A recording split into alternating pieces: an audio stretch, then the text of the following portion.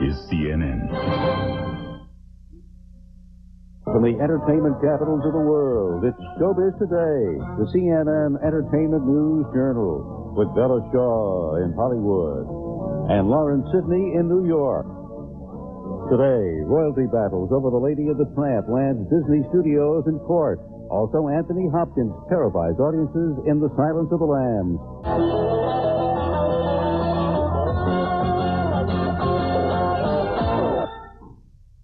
Everyone, and welcome to Showbiz Today. I'm Bella Shaw. Lauren Sidney is off today.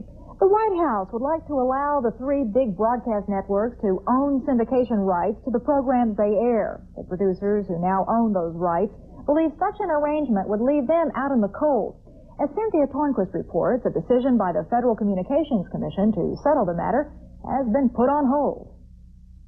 The Federal Communications Commission postponed a vote that would have determined to what extent the television networks could participate in the lucrative rerun market.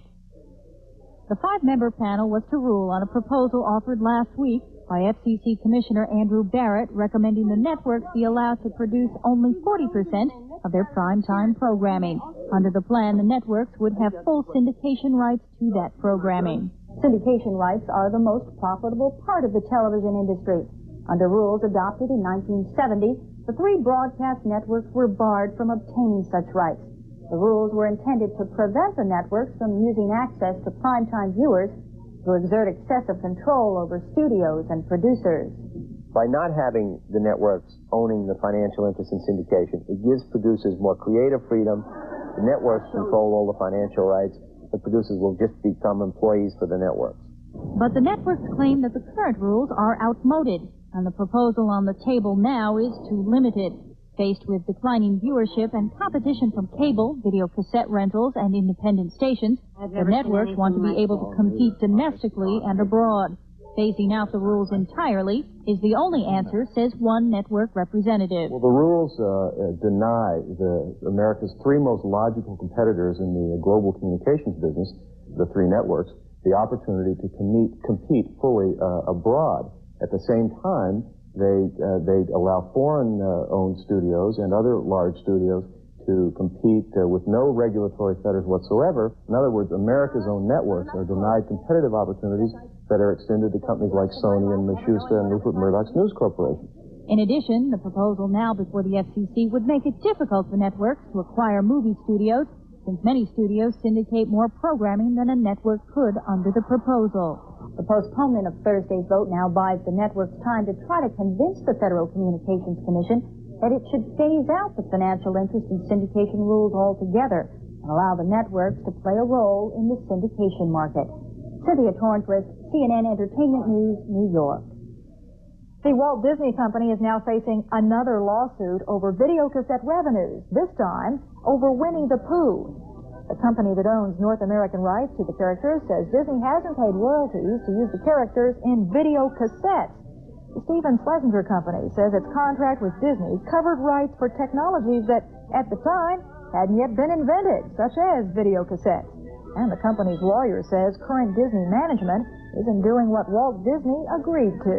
We're both gone. I think if Walt Disney was here dealing with Stephen Slesinger's widow, I have the feeling, knowing the man's reputation, although I didn't know him, that there would be more compassion involved than just the big corporate giant dealing with the widow of Stephen Slesinger. I have the feeling that it would be different. The other lawsuit against Disney is the one by singer-songwriter Peggy Lee over videocassette revenues from The Lady and the Tramp. Yesterday, Walt Disney's nephew, Roy Disney, now head of Disney Animation, testified that no voice actor on a Disney film ever got what Peggy Lee now wants. Lee wants a royalty for every videocassette Disney sold of the 1955 film Lady and the Tramp, in which Lee performed the voices of 4 characters. Jody Benson, who gave voice to The Little Mermaid, and Cheech Marin, who played a dog in Oliver and Company, said they never got a piece of the profits. Roy Disney said that's because his Uncle Walt never wanted anyone else to own a piece of any Disney animated feature. Well, I think it evolved from the notion, at least with the Disney company, from the notion of absolute ownership of the product, that there were no strings attached to it. That goes back to some bad experiences that Walt and Dad had in the 20s.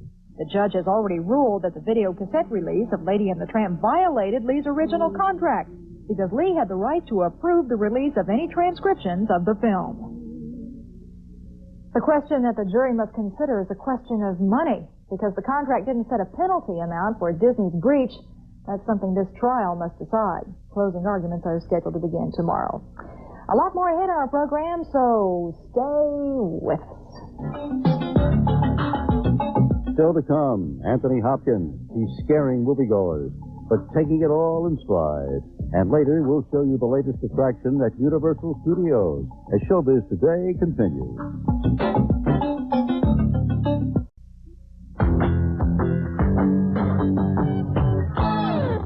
If you're one of the millions of filmgoers who have made The Silence of the Lambs the #1 movie in North America for the past 4 weeks, you'll never forget Anthony Hopkins' latest role. Hopkins stars as the brilliant serial killer and part-time gourmet, Dr. Hannibal Lecter.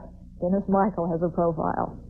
Dr. Hannibal Lecter in The Silence of the Lambs is a brilliant and urbane psychiatrist who also happens to be the most dangerous man alive, mostly because of his habit of killing and eating people, a character trait that has earned him the nickname Hannibal the Cannibal. It's not Anthony Hopkins' first villain. He's even played Hitler, but it still may be his most memorable. I think these parts are fascinating today, and so it came very easily to me. Doesn't say well much of my mental health. No, I feel quite well adjusted, but I have a knack of playing these parts, I suppose. I don't know why. Don't lie now. Held in airtight security in a mental hospital, Dr. Lecter turns his brilliantly focused mind on Jodie Foster's character, Clarice Starling, who is desperately hunting another serial killer. She's forced to make a deal with the devil. I'll help you back in your belly. Despite his other bad habits, Dr. Lecter certainly doesn't chew the scenery. Anthony Hopkins' approach to the role was minimalist. I think the subtler, the less you do, the better. And one thing I saw about Hannibal Lecter was his total stone-like stillness, almost reptilian stillness. The thing you don't do is play evil. You play him, the humanity that he is, for the other side of his nature, the humor, the attractiveness, this, seductiveness, whatever. You play that side of it, the wit, the sharp humor, the perceptiveness. You play that. You can't play evil. But by playing those other qualities, and assets, or whatever you want to call them, other personality traits, the audience does the work for you. You don't have to play craziness. And in the midst of his stillness, when the window opens and the audience sees the madness inside, it hits like a blow. When your little girl is on the slab, where will it tickle you? Take this thing back to Baltimore. Anthony Hopkins says it's true the bad guys get all the lines. I think they tend to be. I mean, when you look at, let's take a wonderful Western like Shane, Alan Ladd. I mean, the really bad guy was Jack Palance, coming on the horse all covered in black leather. No, much more interesting parts than the good guys. Yes, I think they always are. I think they always are. The bad guys. I mean, the James Bond characters, those Blofeld and all those people, I mean, they're wonderful characters. And although it stretches the imagination to use the word wonderful to describe Hannibal the Cannibal, unforgettable certainly fills the bill. My philosophy in life is you're as good as your last job, And on that basis, Anthony Hopkins is a very good bad guy indeed. Dennis Michael, CNN Entertainment News, Hollywood. On the international showbiz front, home videos are passing for entertainment in England. Dances with Wolves carries its success to Europe, and Tom Cruise and Cybill Shepherd get set to shoot on location many miles away from Hollywood. Bill Tush reports. The home video craze has captured the United Kingdom. You've Been Framed, the British version of America's Funniest Home Videos, has become Britain's top-rated show. The off-the-wall humor of magical mishaps don't just get laughs, some get cash prizes. The American Old West is riding high overseas.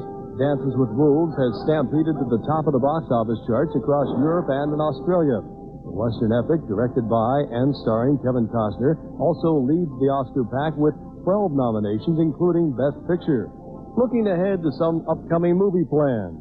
Newlyweds Tom Cruise and Nicole Kidman, who co-starred in Days of Thunder, will be working together again on their next project, a Ron Howard film called The Irish Stroy. That begins shooting in Ireland in June. And Cybill Shepherd heads to Rome next week to start work on a Dino De Laurentiis film, currently titled Troublemakers. Shepherd co-stars with Jim Belushi, Richard Lewis, and John Candy. Bill Tush, CNN, reporting. Doc Pomus, the man behind such classic songs as This Magic Moment and Save the Last Dance for Me, died today of lung cancer in New York. He was 65 years old. Pomus started out as a blues singer, but was best known for his pop song writing. He wrote for Ray Charles, the Drifters, Dion, and even Elvis, and won 3 Grammys for his work with B.B. King. Pomus had been wheelchair-bound since a bout with polio at age 6. Atlantic Records chairman Ahmet Erdogan praised Pomus when he was honored by the Rhythm and Blues Foundation just last month. But Doc's greatness lies not just in his creative abilities, but his heart.